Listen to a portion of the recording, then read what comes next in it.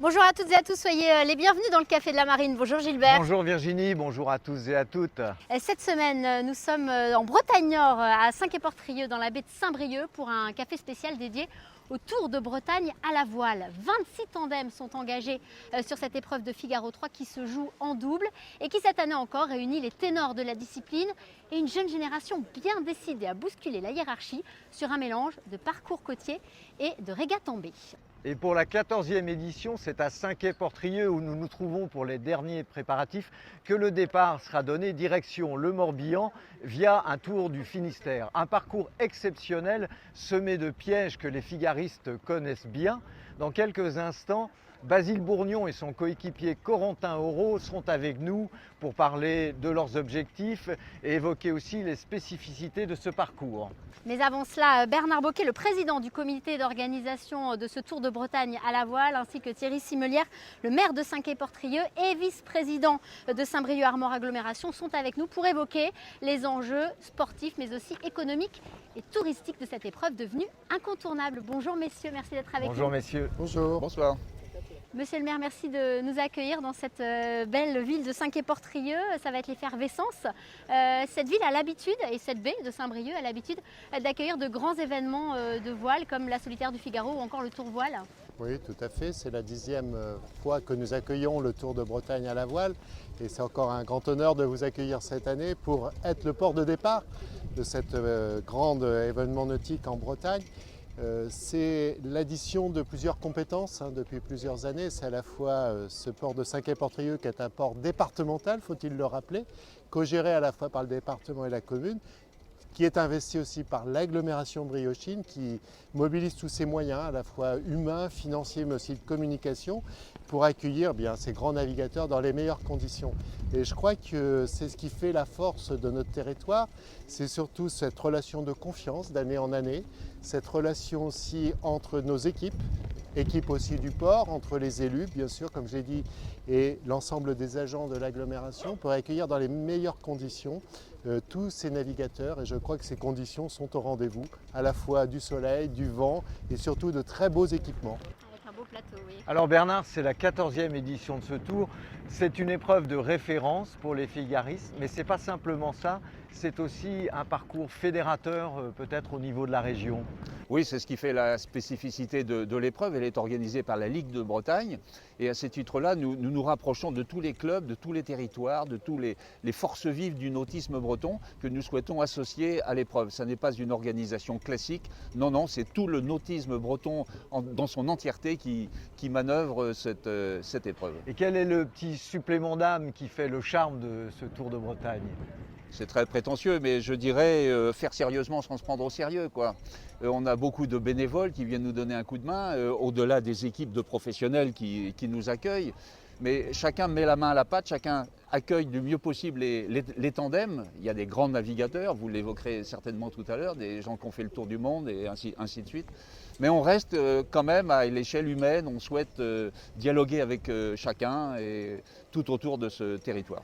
Alors cet événement, monsieur le maire, il va marquer l'ouverture de la saison, mais cet été, il y aura d'autres événements nautiques qui sont importants pour le territoire. C'est un programme riche qui nous attend.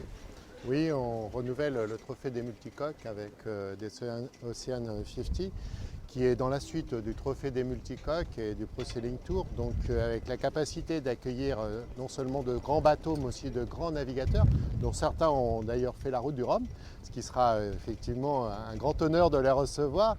Et ça marque la volonté du territoire. Et quand je parle du territoire, pas que des communes littorales, mais aussi des communes rurales, puisque l'agglomération, c'est 32 communes. Et c'est une mobilisation de l'ensemble des acteurs autour de l'ambition nautique. Alors qu'est-ce que ça signifie l'ambition nautique ? Simplement, c'est qu'on se réapproprie la façade maritime et on met à la disposition ce magnifique terrain de jeu, la baie de Saint-Brieuc, pour des épreuves évidemment de qualification, de meilleure connaissance de notre territoire. Et ça représente aussi la volonté de l'ensemble du territoire de ne pas tourner le dos à la mer, puisqu'il y a une vingtaine d'années, on disait Saint-Brieuc, l'agglomération tourne le dos à la mer, et aujourd'hui, on fait en sorte que l'ensemble des habitants et des habitantes de nos territoires se sentent investis et regardent vers la mer. On a des pôles nautiques de référence, on a des 3 ports. On a le port du Légué qui est géré par la région, on a le port de Biniqueta, mais surtout le port de Saint-Quay-Portrieux, accessible 24 heures sur 24, où vont se mobiliser, comme j'ai dit, l'ensemble des acteurs et des agents pour pouvoir accueillir dans les meilleures conditions, mais avec beaucoup de dignité, c'est le terme, les grands navigateurs qui font preuve d'une très grande disponibilité, qui vont à la rencontre des écoles, des habitants, qui vont être disponibles bien sûr sur les pontons, dans le village. Et je crois que ça peut être une grande école, évidemment, de futurs Une marins. grande fête pour tout le monde. Voilà. Oui. Alors Bernard, le parcours, il est magique par la beauté des paysages, mais il est aussi très technique par les nombreux pièges que recèlent les côtes bretonnes. Donc il y a 3 étapes sur ce tour, 3 grandes étapes, et puis des régates en baie. Décris-nous un peu ce profil. Oui, on a souhaité faire moins d'étapes pour faire des plus belles étapes. C'est-à-dire qu'à chaque fois, nous nous posons, nous arrivons d'une étape offshore avec des grands parcours, nous montons jusqu'au sud d'Angleterre par exemple, mais le lendemain, nous restons au milieu de la ville-étape, nous organisons un parcours construit, un parcours inshore pour pouvoir souffler un peu, pour pouvoir profiter du paysage, pour pouvoir se rapprocher des clubs et des structures locales comme je l'exprimais tout à l'heure. Alors 26 équipages sont au rendez-vous, vous l'évoquiez tout à l'heure, des ténors, des grands noms de la voile qui sont engagés sur ce tour, avec également cette jeune génération montante en Figaro, de plus en plus de filles aussi. Tout cela témoigne vraiment de l'intérêt de cette course sur le plan sportif. Oui, c'est une manche du championnat de France, élite. Ça veut bien dire ce que ça veut dire, c'est ce qui se fait de mieux en termes de course au large. Le Figaro Benetton 3 est un support qui nous convient parfaitement bien pour cette organisation-là. C'est une classe dynamique et puis c'est aussi grâce à ça ou à cause de ça que les plus grands noms se rapprochent de nous. Et oui, puis ce sera aussi l'acte 1 du Tour Voile, du Tour de France Voile cette année. Oui, exactement. Le Tour Voile donc démarre de Saint-Quay et ira jusqu'à La Rochelle, donc par 2 actes. L'acte 1 qui va donc de Saint-Quay à Quiberon et l'acte 2 qui fera Quiberon-Pornichet et Pornichet-La Rochelle. Alors monsieur, on rappelle aussi que cette épreuve, elle se court sur un classement au point pour le Tour de Bretagne. Alors monsieur le maire, en tant que vice-président de Saint-Brieuc-Armor Agglomération, vous avez décliné un petit peu cette politique volontariste en matière maritime. Vous avez aussi, vous avez évoqué les multicoques, mais je crois que vous avez aussi une transat en projet avec les Ocean 50. Oui, c'est un projet que nous portons depuis nos rencontres à Paris, au Salon Nautique. On avait rencontré bien sûr les navigateurs qui avaient effectué la route du Rhum. Et nous avons comme projet une transatlantique Saint-Pierre-et-Miquelon, baie de Saint-Brieuc, port de Saint-Quay-Portrieux, puisque ce sera le port d'attache. Tout simplement parce qu'il y a une histoire, ça fait partie de notre patrimoine local, c'est l'histoire exactement des Terre-Neuve surtout, qui sont les marins qui allaient à la pêche à la morue. Il y a tout un travail qui est mené au niveau patrimonial par nos voisins, par la commune de Biniqueta-sur-Mer qui travaille sur l'histoire maritime. On a une exposition actuellement avec 2 jeunes photographes qui sont allés sur site pour prendre et recueillir le témoignage des derniers Terre-Neuve, et on a aussi des témoignages des habitants de nos territoires. Et ce qui veut dire qu'il y a une mobilisation sur cette transatlantique. Évidemment, on va essayer de mobiliser à la fois des moyens humains, des moyens économiques, des moyens financiers, mais surtout mobiliser les navigateurs pour avoir au minimum 6 à 8 partants et multicoques. Ce sera un beau programme en perspective et une Avec une course belle à suivre classe. avec Alors beaucoup pour d'attention. 2024 et 4 ans après, départ Saint-Quay-Portrieux, baie de Saint-Brieuc vers Saint-Pierre-et-Miquelon. Merci messieurs pour toutes ces précisions. On va maintenant accueillir 2 marins qui sont associés sur ce Tour de Bretagne à la voile. Le premier est un figariste diplômé de la marine marchande qui s'est formé sur tous les supports, mais c'est le circuit Figaro qui a sa préférence.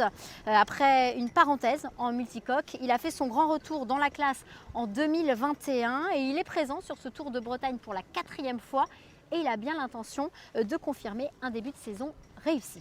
Le second est un jeune loup qui a grandi sur un bateau, bercé par les exploits de son père, qui lui a transmis sa passion du large et de la compétition. Après une première transat Jacques Vabre à l'âge de 17 ans, puis une mini transat en 2021, il entend briller sur le circuit Figaro, où il a fait des débuts très remarqués. Basile Bourgnon et son coéquipier Corentin Auro sont avec nous sur ce plateau. Et les voilà, ils arrivent, on les accueille. Merci messieurs d'être avec nous sur ce plateau. L'expérience et la jeunesse qui sont donc réunis sur le plateau du Café de la Marine. Merci messieurs d'être avec nous. Installez-vous. Vous êtes dans les tout derniers préparatifs avant le prologue qui aura lieu demain. Comment est-ce que vous vous sentez avant cette entrée en matière? Basile. On est 2 jours avant la première course locale et le bateau est déjà prêt. Donc en fait, nous on passe plus de temps sur le bateau, Damien s'en occupe, Damien c'est notre préparateur. Hein. Et nous on va maintenant commencer à travailler la météo, la stratégie et voir un peu ce qu'on peut faire de bien sur cette première course. Ouais, Corentin, vous vous plongez doucement, tu as l'habitude de te mettre des phases de départ de course comme ça? Ouais, voilà, c'est ça, on a le petit rituel J-2, J-1 et J0. Et donc là on a la chance d'avoir un petit prologue demain pour se mettre vraiment dans le bain, se caler, nous deux sur le bateau. Mais voilà, ouais, le bateau on essaye de plus trop y passer et de se changer un peu les idées et pour vraiment plonger à partir de demain dans la régate. Ils ont l'air relax en tout cas. Alors ouais. Basile, on l'a dit, tu as grandi sur un catamaran. Ouais. Entre 6 et 13 ans, tu as fait le tour du monde avec tes parents. Ton père Laurent, qui est un champion qui a marqué l'histoire de la course au large et est tragiquement disparu en 2015. Qu'est-ce qui t'a poussé à embrasser aussi cette profession de skipper à ton tour? Écoute, j'ai envie de te dire que je me suis même pas posé la question. C'est vrai que j'ai découvert la mer à 6 ans. Hein. Et en fait, j'ai connu que ça. C'était une évidence pour évidemment toi? Que c'était une évidence. L'univers marin, mais la course aussi, le fait d'être toi-même un coureur au large. La compétition, je sais pas d'où ça vient. Je pense que c'est plutôt génétique qu'autre chose. Parce que dans tout ce que je fais, j'ai besoin de faire de la compétition. Et j'avais fait de la natation, j'avais fait du handball et j'avais toujours ce besoin-là de faire de la compétition. Donc la voile, j'adore ça, mais c'est vraiment l'aspect compétition qui me donne envie d'en faire. Se faire un prénom, forcément l'héritage est un peu lourd à porter, mais tu fais ça avec une certaine décontraction, sans trop de pression. Ouais, même pas. Je trouve qu'il y a vachement de bienveillance avec les gens avec qui je travaille, avec qui je navigue. Et en fait, ils m'aident à me construire, à apprendre. Et c'est pour ça aussi que j'ai choisi Corentin pour cette course. Il est très posé, et il sait ce qu'il fait. Et moi, j'ai besoin de ça, j'ai besoin de sa rigueur. Qu'on n'a pas forcément quand on est très jeune. Mais voilà, bah ouais, un peu furieux, on réfléchit pas forcément à tout ce qu'on fait. Et j'ai eu l'occasion de naviguer avec des grands marins, avec Yann Eliès, Corentin, et dans le futur. Donc j'ai besoin de ça. Alors Corentin, toi aussi tu as un papa qui a marqué l'histoire de la course au large dans les années 80, qui a beaucoup côtoyé aussi Laurent. Il avait une forte personnalité, ton père, c'est lui aussi qui t'a insufflé cette passion du large, de la compétition. Toi aussi c'est inscrit dans les gènes, j'ai envie de dire? Ouais, bah c'est surtout, c'est ça, c'est inscrit dans les gènes et c'est surtout le fait, Basile comme moi, on vient tous les deux de la Trinité-sur-Mer et on a tous les deux vu les grandes époques Orma. On n'a pas eu la chance de participer à tout ça, donc voilà, maintenant on a envie de participer à ça aussi, à la course au large et grâce à tout ça, hein, l'environnement dans lequel on a baigné étant petit. Donc, Tu sais ce que c'est toi aussi de se faire un prénom quand on est sur les traces de son père? Voilà, ouais, alors moi sa propre histoire. Ouais, c'est un peu moins vrai que Basile. Mais oui, ouais, mais ton père était quand même un pionnier, il a fait la première Whizbread, c'était aussi dans une figure de la course au large dans les années 80. Ouais, c'est sûr, il y a ça aussi. Et puis, mais ouais, je dirais que c'est surtout cet ancrage fort à la Trinité-sur-Mer qui était la Mecque, la Mecque de la voile. C'est un peu plus Lorient, mais quand on était gamin, lui comme moi, on côtoyait tout ce monde-là, tout ce milieu-là. Donc voilà, c'est. Et ton père justement a travaillé avec Laurent, notamment avec Laurent Bourgnon, sur la route du Rhum 1994. Il était dans la petite équipe restreinte. Et est-ce que Laurent aussi, tu étais plus âgé, a pu être un modèle pour toi, une idole? Ouais, bah forcément, les deux routes du Rhum 94 et 98, je crois que mon père était dans l'équipe et il était très proche, il l'avait souvent quand il était sur l'eau et du coup, ouais, forcément, c'est un modèle. Hein. Je me rappelle du prima gaz avec les postes de barre sur l'extérieur. On avait, c'était ce qui se fait plus aujourd'hui. Ouais, faisait partie des précurseurs dans tout ça et ouais, c'est sûr. Hein, moi, j'ai vu ça sur le ponton Caradec à la Trinité. C'était un modèle. Basile, tu as fait pour débuter une Transat Jacques Vabre avec Emmanuel Leroc. Tu avais seulement 17 ans et puis ensuite tu t'es lancé en solitaire sur la Mini Transat où tu as fait une belle 7e place en série. C'est cette course-là qui a été fédératrice, qui t'a convaincu d'embrasser cette carrière de skipper, de marin? Ouais, évidemment, en fait je pensais pas faire de la course au large de sitôt. Il y a tout un cursus quand tu es étudiant scolaire, de voilà, faire tes 2 premières années, ensuite peut-être faire un master derrière, enfin un cursus classique finalement d'un jeune. Et Emmanuel Leroc, quand il m'a appelé en 2019 pour faire la Transat Jacques Vabre, donc c'est là où j'ai rencontré Eden Red, qui est mon partenaire actuel aujourd'hui en Figaro. Et effectivement, j'avais 17 ans, j'étais pas trop sûr de ça, et en fait, après en avoir discuté avec lui, il m'a dit bah, écoute Banco, on y va, et puis tu verras pour la suite. Donc on a fait cette Transat, et au retour, j'ai dit écoute, c'est exactement ça ce que je veux faire. C'est sûr, c'est certain maintenant, c'est ça. Et le partenaire avec qui on a sympathisé, et on s'est super bien entendu tout de suite, et on a dit bah écoute, nous on te suit, qu'est-ce que tu veux faire? Et là je leur ai proposé de faire la Mini Transat, alors c'est un peu étonné parce que le bateau est moitié moins grand que le 40 pieds, 12 mètres, donc il fait 6 mètres 50. Et ils m'ont dit mais ok, bon, on comprend ton envie, tu as envie de faire du solitaire, tu as envie d'apprendre. Ah, il y avait de l'humilité, l'envie de ne pas brûler les étapes aussi certainement. Ouais, dans la Mini. j'avais besoin de ça, j'avais besoin d'apprendre, surtout que le Mini c'est quand même très réputé pour être très Formateur, très c'est une belle classique, découverte très de classique, soi très aussi, formateur ouais. comme style de navigation. On n'a pas de moyen de navigation, on est au nuage et à l'ancienne quoi. Et voilà, donc on a continué là-dessus et maintenant bah, ça a poursuivi en Figaro et en fait voilà. c'est devenu presque une logique pour moi de... Alors tu parles justement du Figaro, tu as Ouais. fait ton entrée sur le circuit en 2022 avec une solitaire plutôt réussie, 14e au scratch je crois, et puis 2e bisu. Et une étape, et dans cette solitaire tu as un peu tenté des coups, osé. Est-ce que c'est un de tes traits de caractère? il en est témoin, ça l'a énervé un peu je crois. On s'attend pas comme ça au début, mais moi non plus, je m'y attendais pas. En fait, c'est la grande force du Mini, c'est qu'on ne sait pas où sont les concurrents. Et du coup, quand il fait nuit et qu'on n'a pas trop de repères, bah, on est obligé de faire nos décisions Sans regarder les petits copains, seul. quoi. Et puis à un moment donné, il y a un truc que je chantais bien et je me suis dit, bah écoute, pourquoi pas, je suis bisu, j'ai l'excuse de la jeunesse et de la fougue et j'y vais. Et j'y suis allé, et le petit matin, je me retrouve 3e, avec Corentin derrière. Tu dis oui, ça peut agacer. Ah bah c'est une grande... Corentin, tu t'es dit, vaut mieux l'avoir avec moi dans le bateau celui-là, donc là vous embarquez ensemble, vous disiez, vous ça connaissiez n'a depuis pas la duré Trinité, longtemps, hein. Ça n'a pas duré longtemps, mais c'est toujours hyper plaisant de faire des coups qui marchent. de faire des jolis coups. Ouais. Non mais ça reflète ta personnalité quoi. Ce qu'on Ouais, voulait bah, dire. j'ai besoin de ça, j'ai besoin de naviguer comme j'aime naviguer, c'est-à-dire tenter et voir ce qui se passe après. Alors Corentin, vous vous connaissez, vous le disiez, hein, vous avez grandi à la Trinité tous les deux, mais comment a germé l'envie de naviguer ensemble comme ça en Figaro? Qui est allé chercher l'autre? Comment ça s'est fait tout ça? Bah, ça s'est fait un peu naturellement en fait, depuis qu'il est venu sur le... Bah, moi je le connaissais déjà depuis un peu longtemps, on avait fait du Diam 24 ensemble à l'époque de Lorina. Il était venu s'entraîner avec nous, il était tout jeune et... Il avait 15 ans, ouais. Ouais, tu sais pas, ouais, je sais Ouais, plus quel âge 15 t'avais, ans, mais ouais. voilà. Et on l'avait trouvé très bon et super sympa. Et c'est vrai que depuis qu'il est venu sur le circuit Figaro, je trouve qu'il a amené une bonne ambiance. C'est un peu le garant de la bonne ambiance sur le circuit. Et il amène voilà, sa fraîcheur, sa bonne humeur. C'est un blagueur, etc. Et puis surtout, il fait des super coups sur l'eau. Et voilà, toujours la banane. Donc voilà. Et cet hiver, j'avais envie de refaire un peu de match racing. Et donc je me suis dit, bah, tiens, je vais appeler Basile et Gaston. On va faire un équipage de figaristes.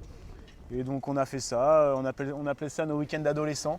On se retrouvait tous les trois à faire du match À race. se tirer la bourre sur c'était l'eau. vraiment Ouais. ça. Et Ouais. ça D'accord. s'est C'était top. super bien passé, on a plutôt bien marché. Et puis voilà, pour la petite histoire, je devais faire le Tour de Bretagne avec Gaston au début.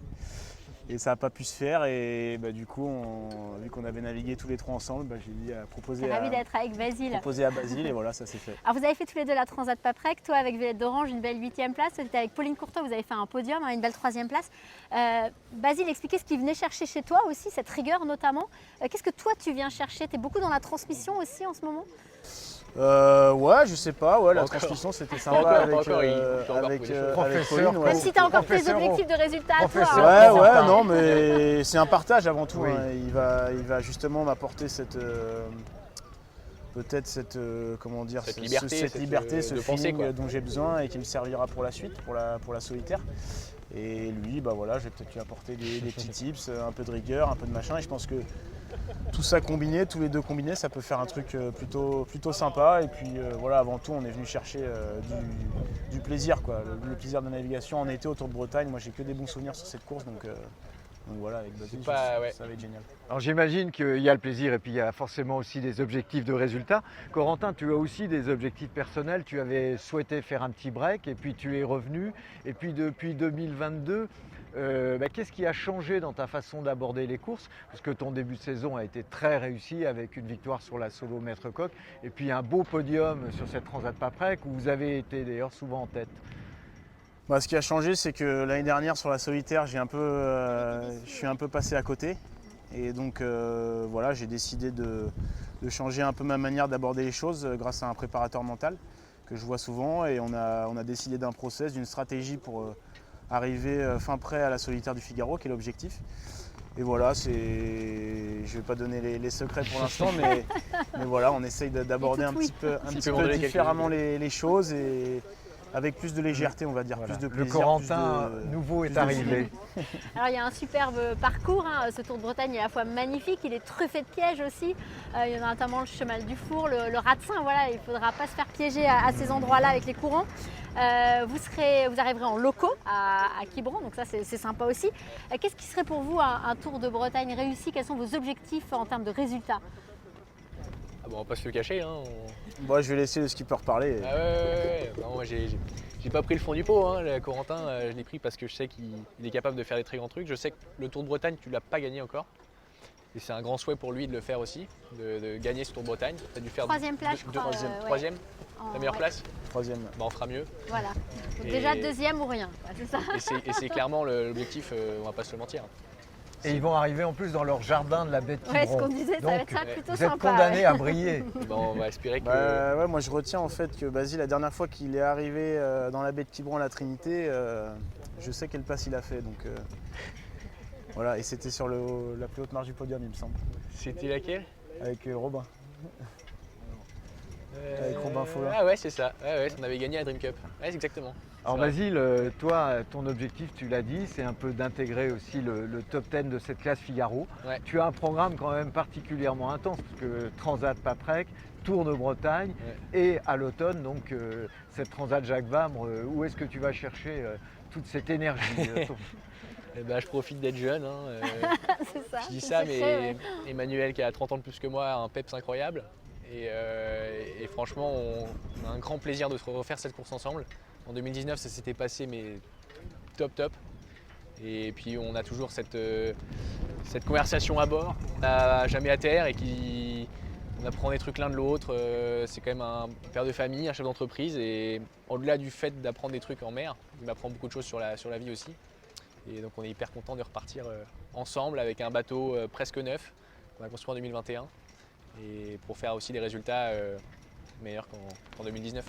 Alors toi Corentin, on l'a dit, petite déception sur la solitaire l'an dernier, tu as changé ta manière de travailler, tu as repris vachement de confiance. La solo Maître Coq était importante, tu disais, pour reprendre confiance en toi. J'imagine que là l'idée c'est aussi de faire mieux que ta 8e place en 2021 sur la solitaire, d'aller chercher peut-être un top 5 ou pas forcément. Et puis est-ce qu'on va te voir aussi, est-ce qu'on aura le plaisir de te voir sur la Jacques Vabre? C'est quoi les plans pour la suite? L'objectif c'est de prendre du plaisir avant tout cette saison. Je ne veux pas donner de chiffres et voilà, je vais prendre du plaisir, essayer de naviguer comme je sais faire et où je suis le meilleur, ce que je sais faire. Et puis voilà, il y aura une Transat Jacques Vabre en IMOCA, mais on ne peut pas dire encore avec qui. Et puis un peu de l'ultime avec Banque Populaire aussi. Donc voilà, ça va être projets aussi en perspective. Saison chargée. Donc voilà, c'est génial. On a la chance d'avoir en ce moment dans la voile des sponsors et du boulot de partout. Donc comme dit Basile, profitons-en. Merci en tout cas d'avoir été avec nous. On vous libère parce que vous êtes très attendus pour le briefing skipper. On vous souhaite un excellent Tour de Bretagne. On remercie la ville de Saint-Quay-Portrieux qui nous a accueillis pour ce café. Puis pour nous, c'est la pause estivale, Gilbert. Oui, on va se retrouver début septembre à la Cité de la Voile avec à Lorient. un super programme hyper riche pour l'automne 2023. Merci à tous et passez un très bel été. Bye bye. Bye bye.